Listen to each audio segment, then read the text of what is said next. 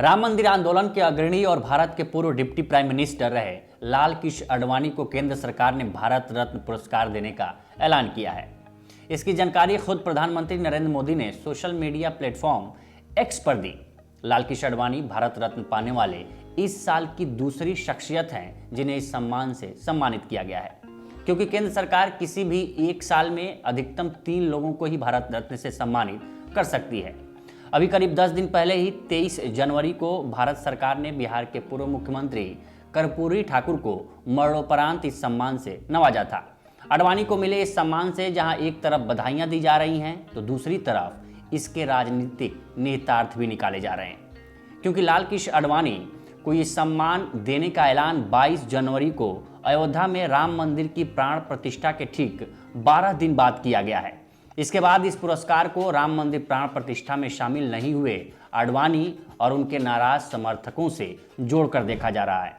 नमस्कार, मैं उपेंद्र कुमार। साल 2014 में बीजेपी सरकार के सत्ता में आने के बाद से अलग अलग 9 शख्सियतों को भारत रत्न पुरस्कार से नवाजा गया है, जिनमें CNR राव, सचिन तेंदुलकर को साल 2014 में, अटल बिहारी वाजपेयी और मदन मोहन मालवीय को साल 2015 में, प्रणब मुखर्जी, नानाजी देशमुख और भूपेन हजारिका को साल 2019 में और अब साल 2024 की लिस्ट में बिहार के पूर्व मुख्यमंत्री कर्पूरी ठाकुर और पूर्व उप प्रधानमंत्री लाल कृष्ण आडवाणी का नाम भी शामिल हो गया है। प्रधानमंत्री मोदी ने लाल कृष्ण आडवाणी को भारत रत्न देने की घोषणा करते हुए लिखा कि भारत के विकास में हमारे दौर के सबसे सम्मानित नेताओं में से एक रहे आडवाणी जी का योगदान अविस्मरणीय है। उनका सफर जमीनी स्तर पर काम करने से शुरू होकर उप प्रधानमंत्री के रूप में देश की सेवा करने तक का रहा है। उन्होंने गृह मंत्री और सूचना एवं प्रसारण मंत्री के रूप में भी अपनी पहचान बनाई। उनकी संसदीय यात्रा अनुकरणीय और समृद्धि नजरिए से भरी रही है। उन्होंने अपने जीवन के कई दशक लोगों की सेवा में गुजारे। पारदर्शिता और ईमानदारी के प्रति उनकी अटूट प्रतिबद्धता रही। उन्होंने राष्ट्रीय एकता और सांस्कृतिक पुनरुत्थान के लिए काम किया। उन्हें भारत रत्न देने का फैसला मेरे लिए बेहद भावुक घड़ी है। मुझे उनके साथ काम करने और उनसे सीखने का कई बार मौका मिला। लेकिन लाल कृष्ण आडवाणी को मिले इस सम्मान को कुछ लोग अलग नजरिए से देख रहे हैं। राजनीति के कई जानकारों का मानना है कि जब से PM मोदी ने बीजेपी की कमान संभाली है, तब से लाल कृष्ण आडवाणी और उनसे जुड़े लोगों को दरकिनार ही किया गया। उनके विचारों को ज्यादा तवज्जो नहीं दी गई। अभी हाल ही में राम मंदिर प्राण प्रतिष्ठा के लिए भी उन्हें लाने की कोशिश नहीं की गई, बल्कि एक बयान जारी कर उन्हें नहीं आने की सलाह ही दी गई, जिसके बाद से आडवाणी समर्थकों के बीच नाराजगी देखने को मिली, जिसको दूर करने के लिए ही पार्टी की तरफ से ये कदम उठाया गया है। इसे PM मोदी पर RSS की प्रेशर पॉलिटिक्स के रूप में भी जोड़कर देखा जा रहा है, क्योंकि लाल कृष्ण आडवाणी बचपन से ही RSS के साथ जुड़े रहे हैं।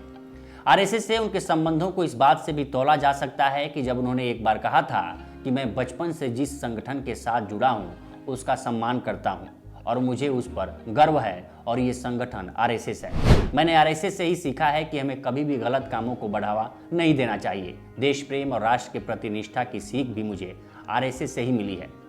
हमने इस पूरे मामले को समझने के लिए वरिष्ठ पत्रकार रतनमणि लाल जी से बात की है। आइए उन्हीं से इसे पूरे मामले को समझते हैं कि लोग कैसे इसे राजनीतिक निहितार्थ के रूप में जोड़कर देख रहे हैं।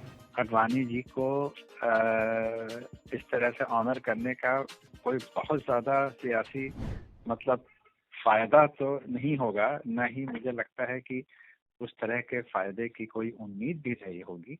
लेकिन कुछ क्या बड़ी संख्या में वो लोग जो कि आडवाणी की रथ यात्रा के समय जुड़े थे 90 के दशक में, और उन्हें पिछले कई सालों से इस बात का दुख है कि आडवाणी जी को वो महत्व नहीं मिला जो मिलना चाहिए था। प्लस कई लोगों का ये भी मानना है कि पूरे राम मंदिर के बनने में आडवाणी जी ने ही शुरुआत की थी, उनका योगदान जो था उसको पूरी तरह से ऑनर नहीं किया गया। उन लोगों को भाजपा के प्रति जो थोड़ी बहुत नाराजगी थी उसको दूर करने का प्रयास है ये, क्योंकि कई पुराने ऐसे लोगों से हम भी मिले हैं, आप लोगों को भी खबर लगती होगी, जो भाजपा के साथ थे, लेकिन उन्होंने ये माना कि पिछले कुछ सालों से पूरी की पूरी पार्टी पे आडवाणी के प्रभाव को कम करने या मिटाने की कोशिश की जा रही है, जिसकी वजह से वो लोग नाराज थे, जिसमें कि सुधींद्र कुलकर्णी और सुषमा स्वराज, इस तरह के तमाम सारे लोगों का नाम लिया जाता रहा है।